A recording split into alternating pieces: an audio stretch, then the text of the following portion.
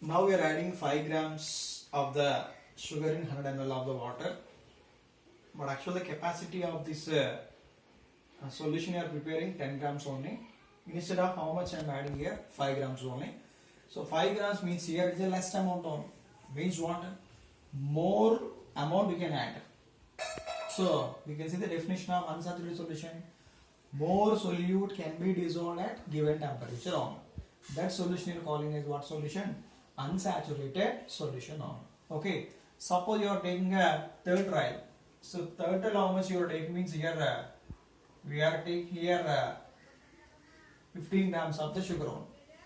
If 15 grams of the sugar is added to 100 ml of the water, 10 grams of the sugar can be easily dissolved, but here extra 5 grams cannot be dissolved easily only. So up to 10 grams of the solution it will form a clear solution. That solution you are calling as what solution? Saturated solution only. Now you can see the definition of the super saturated solution. More solute can be dissolved. More solute can be dissolved than its saturated level by increasing what? Temperature.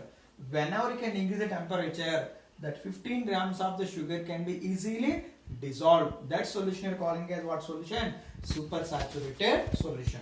Okay. Now we can see the next concept, solubility. Okay. In different types of the examples, I want to take the first one. We have solubility of solid in liquid. Okay. Solubility of which one, ma'am? Solid in liquid. And the second one we have solubility of gas in liquid. Solubility of gas in liquid. Okay. Mainly the solubility depends on solubility mainly depends on the first one you can see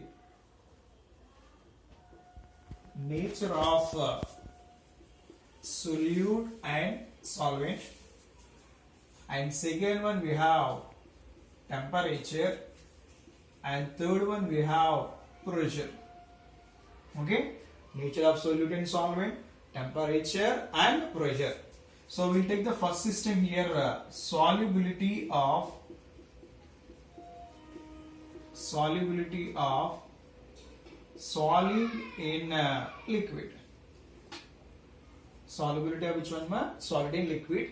We have to explain these three factors by taking solubility of solid in liquid.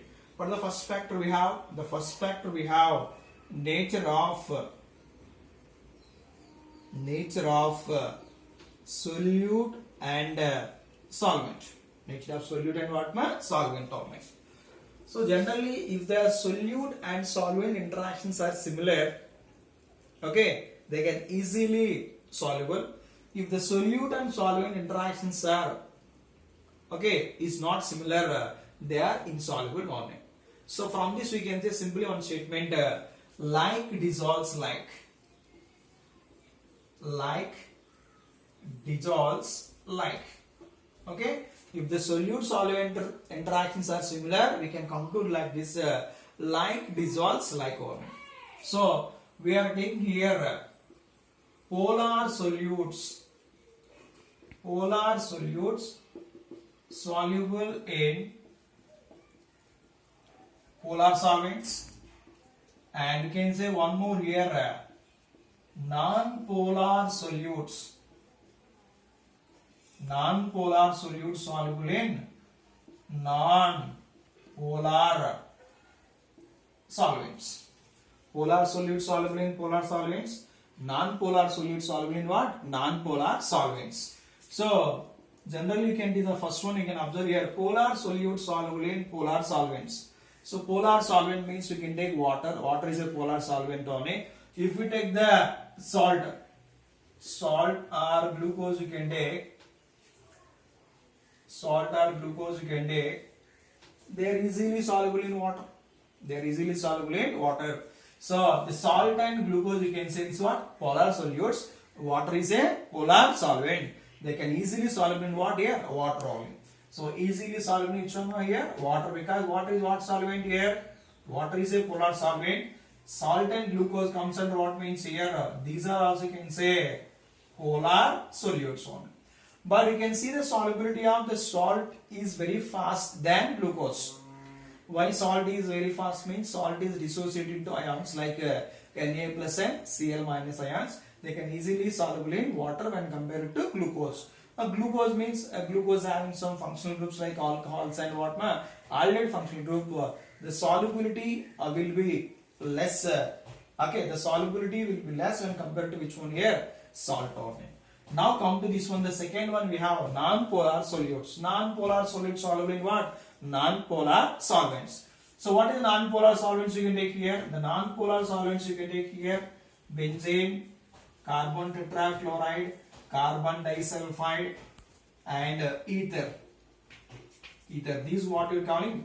These you are calling as a non-polar solvents. Non-polar solvents. So these non-polar solvents, you can say organic solvent, they can give the importance to soluble in what type of compound means here non-polar solutes, like we can say here organic compounds only.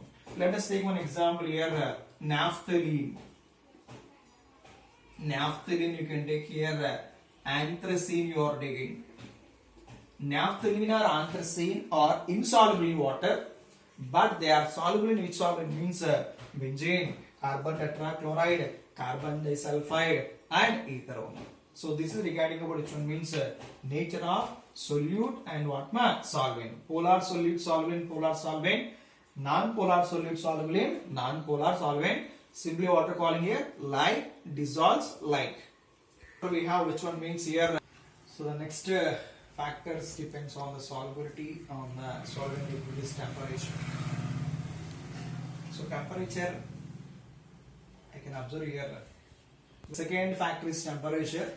When solute and solvent to form a solution, we have two processes are there. One is exothermic and one is endothermic. Means if the solute and solvent can form a solution, during the formation of the solution some amount of heat is released, that we are calling as what? Exothermic. During the formation of the solution, suppose heat is absorbed, that we are calling as what here? Endothermic process only. So two processes will occurring in case of the formation of solution. So here we can see the first one here, if dissolution process is exothermic, if the dissolution process is what exothermic, solubility decreases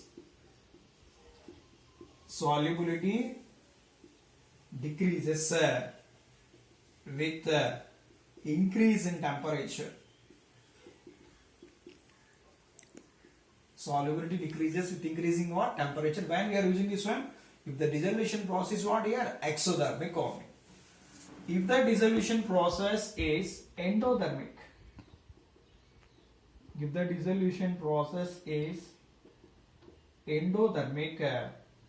solubility increases.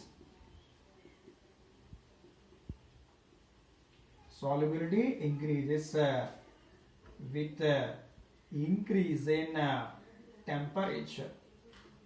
Decrease in what? Temperature. Mainly we can see that exothermic and endothermic, we can identify easily how the solubility changes with the temperature only. Let us see one graph here related to solubility versus temperature. I will write here S. So what is S here? S means solubility, and here I will write here T. What is T means temperature only. Okay. Let us see the graph different types of the salts, how the solubility changes with the temperature.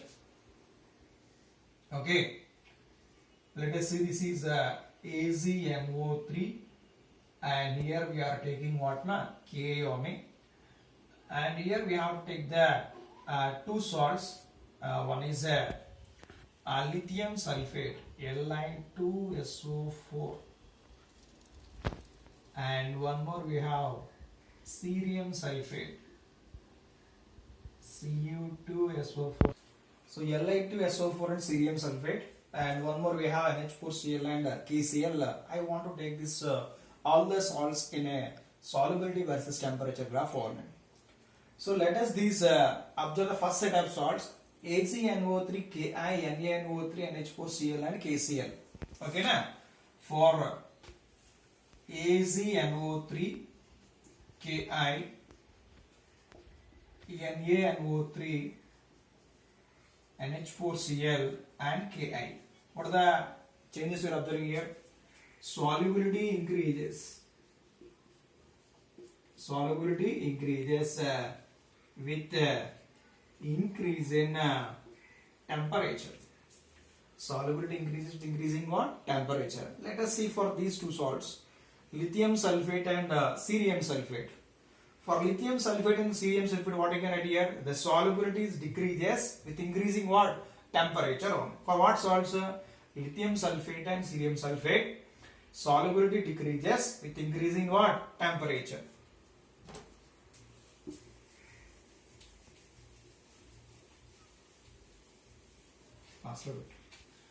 Already explained the point here. For lithium sulfate and cerium sulfate, the solubility decreases with increasing temperature. Clear? Let us see the graph for hydrated salts. What are hydrated salts? If the salt having some water molecule is there, that salts we are calling as a hydrated salts. What salts ma? Hydrated salts. For hydrated salts, you can observe the solubility versus temperature for sodium sulfate, calcium chloride. Sodium sulfate, how much more water molecule you have? 10 water molecules are there. And calcium chloride, 6 water molecules you have. And ferrous sulfate, 7 water molecules you have. Okay. So up to this temperature, up to 38 degrees Celsius temperature, the solubility increases with increasing what? Temperature. Then what happened here? The solubility decreases with increase in the temperature only. Means what here? Up to the salt contains water molecule, the solubility increases. Whenever the salt loses its water molecule, the temperature is what here? Decreases. So solubility decreases. So this temperature we are calling as what temperature? Means here transition temperature. The transition temperature for sodium sulfate, how much means here? 32.8 degrees Celsius only. In the same manner, you can see the calcium chloride. Here, how many water molecules? Total 6. Here 4H2O. Here what? Here 2H2O. Here there is no water molecules. So we can each point you can identify the temperature. Now come to the next example. We have FeSO4 7H2O and it loses 3 water molecule. We can get the temperature. How much means here? 61.8 degrees Celsius. So that we are calling as a transition temperature. Okay. From this what I understood means here, for hydrated salts, solubility increases up to certain point, then the solubility is what? Decreases with increasing what? Temperature. So this is regarding about temperature effect on solubility of solid in liquid. Let us that is pressure only. And the last one pressure only. See the pressure effect. Okay. So generally when we are observing the pressure effect, if the compound having any gas molecules are there, we can see the pressure effect. But here we are taking what's component here? We are taking the solubility of which one? Solid in liquid. Suppose solid is there, there is no pressure effect only. Why? The particles cannot be compressed easily. Clear? So we can write one point here. No pressure effect. No pressure effect on solubility of which one ma? Solid in liquid. Okay. So this is we can say the main factors depends on solubility in solid and liquid means what? Nature of solute and solvent, and second one is temperature, and third one is what? Pressure.